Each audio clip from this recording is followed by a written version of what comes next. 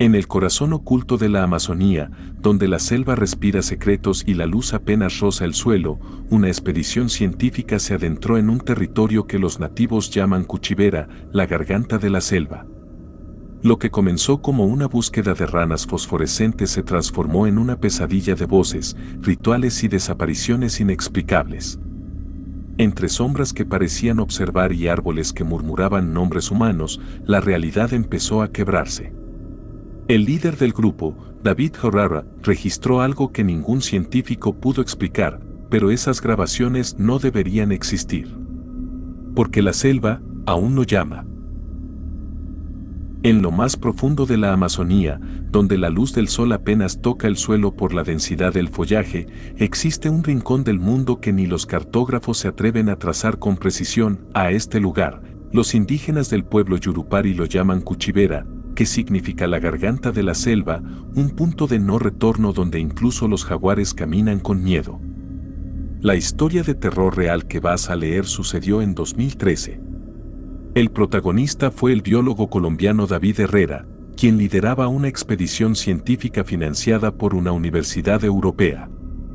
Él, junto con 3 estudiantes y 2 guías indígenas, se adentró en Cuchivera con la intención de estudiar una población rara de ranas fosforescentes que, según informes, solo aparecían durante la luna llena.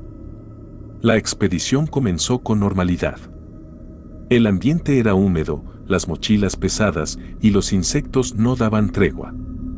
Al anochecer, uno de los guías, un hombre viejo llamado Ñeco, hizo un ritual extraño, dibujó figuras con ceniza en la tierra y escupió un líquido amargo que olía a tabaco y raíces podridas. Cuando David le preguntó qué hacía, Ñeco solo respondió: "Aquí no se entra sin pedir permiso, o la selva te come". Todo cambió la tercera noche. Uno de los estudiantes, Laura, se levantó gritando de su hamaca. Dijo que había escuchado una voz femenina llamándola por su nombre desde lo profundo del bosque. Lo extraño es que nadie más oyó nada.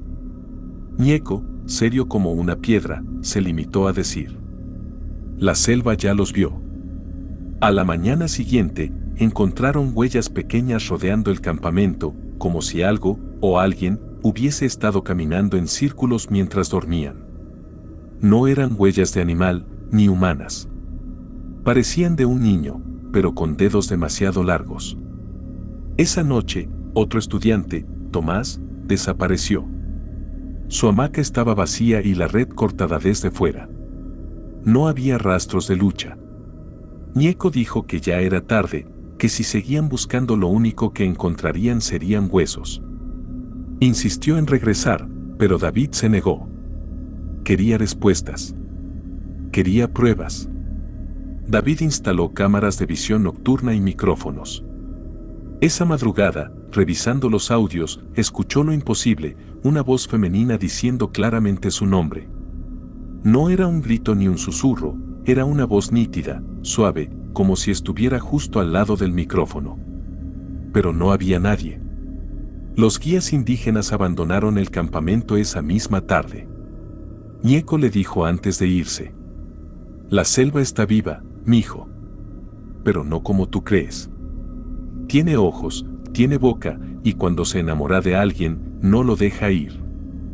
En la caminata final, David y Laura llegaron a un claro donde todo estaba muerto, los árboles secos, los animales podridos, y en el centro, un árbol completamente negro, sin hojas, cubierto de marcas de garras y símbolos extraños. Laura comenzó a sangrar por la nariz. Cayó de rodillas y dijo entre sollozos: "Ella está en mi cabeza". David grabó todo. No podía creer lo que veía. El árbol comenzó a emitir un sonido grave, como si respirara. Luego, una figura femenina emergió de entre sus raíces. No tenía ojos, su cuerpo era pálido como el hueso y su cabello parecía moverse como si flotara en agua. David corrió, pero Laura se quedó, como hipnotizada. David fue encontrado 2 días después por un equipo de rescate, vagando sin rumbo, cubierto de lodo, con los ojos en blanco y hablando en una lengua desconocida. Tardó 3 meses en recuperar el habla. Nunca más volvió a la selva. Lo que hace esta historia aún más inquietante es que las grabaciones fueron reales. Durante un tiempo circularon en foros científicos antes de ser borradas de la red. En una de ellas, se escucha claramente la voz de una mujer diciendo: "No me olvides, David". Laura y Tomás jamás fueron encontrados. Años después, un grupo de madereros denunció que escuchaban voces femeninas pidiendo ayuda en esa zona de la selva. Ninguno volvió a cortar árboles allí. Hoy, Cuchivera sigue sin aparecer en los mapas oficiales. Pero los que conocen el corazón de la selva dicen que aún se escucha la voz de esa mujer, esperando al próximo que no pida permiso. Y así terminó la expedición del valiente David, el hombre que creyó que la ciencia podía domesticar a la selva.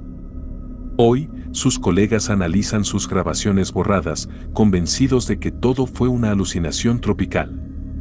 Pero nadie se atreve a volver a Cuchivera, porque incluso los más escépticos han escuchado, en las madrugadas húmedas, una voz que susurra desde el follaje.